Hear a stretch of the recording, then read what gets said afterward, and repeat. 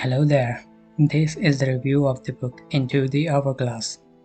It is the second book of the Evermore Trilogy written by Emily R. King. The first book, titled Before the Broken Star, introduced the main characters Everly and Jameson, the villain Markham, and revealed the world setup. The second book is the continuation of that. The time-frozen world of youth has fallen. The sword of Evelyn is stolen, and the fate of the world's future rests on Everly's success in catching Markham. In this story, the origin of the sword is illustrated further, how before the seven worlds were created, two stars raced and collided with each other, and the survivor was cast into a sword by the creator goddess Ioka. This sword was called the Sword of Evelyn. It had taken a liking to Everly because both of them were slightly broken, but together they felt whole. Everly chases after Markham in search of her sword. Everly has received instructions for the same from Father Time.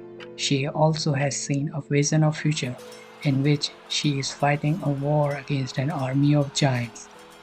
In that war, all of her friends die.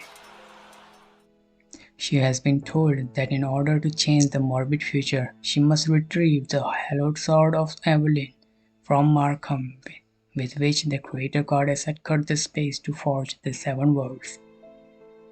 Evelyn summons an infamous giant whale named Dorcha with the help of a whistle, according to the instructions from Father Time through Radela, a pixie/fairy, who has stuck with Evelyn and Jameson from the Everwoods.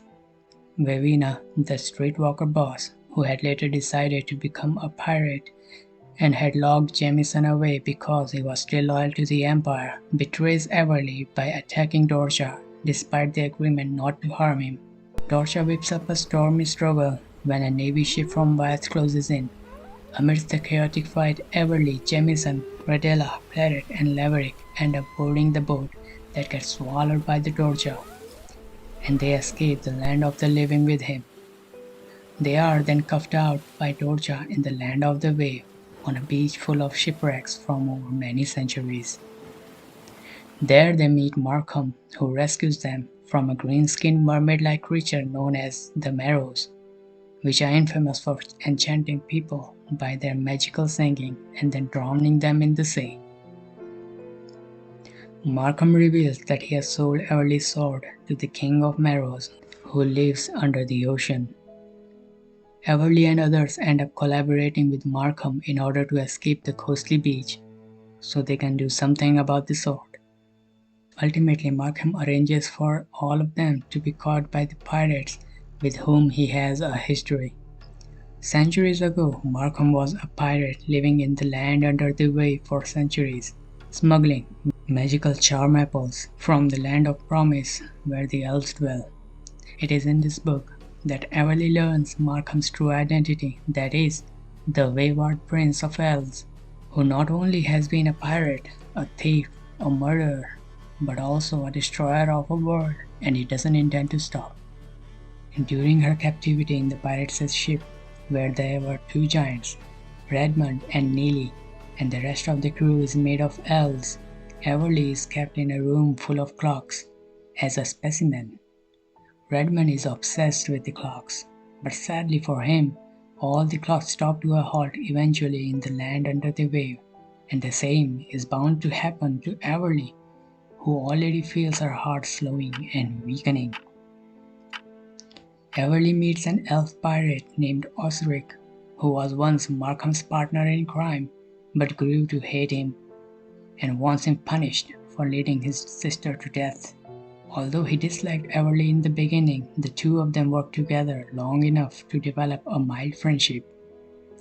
Everly learns from Redmond, an ancient piece of history, that once upon a time, when Ioka had decided to give the land of the living to the humans, the giants who had been working for centuries to make the world of beautiful felt cheated and decided to destroy all humanity.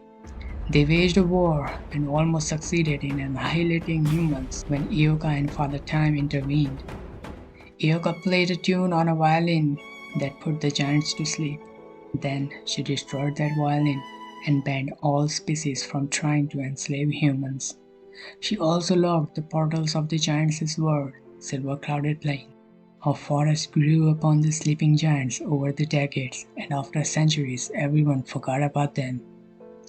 Markham manages to trick Everly into helping him escape. Harlow escapes with him. They had help from fish people, who were enemies with the Marrows. Markham challenges Everly for a race to the sword. Everly escapes the ship with help of Osric, who reveals to her that he wants Markham punished or dead. Since Everly also wishes the same, they both become natural allies. Osric leads them through a city where they had a run-in with Markham again, who manages to shift his scent onto Jameson in order to distract the massive dog that elven guards had brought in order to hunt Markham down. Apparently, the Queen of Elves wants her brother arrested and punished for his crimes too, but her warriors fall behind Markham and end up getting in Everly's way instead. Everly and others manages to lose the dog, while Harlow gets captured and Markham escapes. Later Osric leads Everly and others to the sea hag Muriel, who is infamous for telling people's future and taking time off their lifespan as compensation. Muriel and Osric are old friends. Muriel tells them of a way to reach deep under the ocean to retrieve the Sword of Evelyn.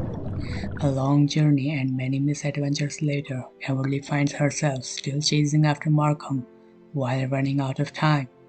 She also learns a big secret about her uncle Holden. This book, Into the Hourglass, is a great adventure story with ample lore unraveling. The characters develop further, their relationships deepen, the situations test their willpower, and a lot of adventure happens. And if you folks want to know all about it, and whether Everly manages to retrieve her sword and defeat the villain Markham, well, go ahead and read the book. I hope you liked this review. See you in the next one.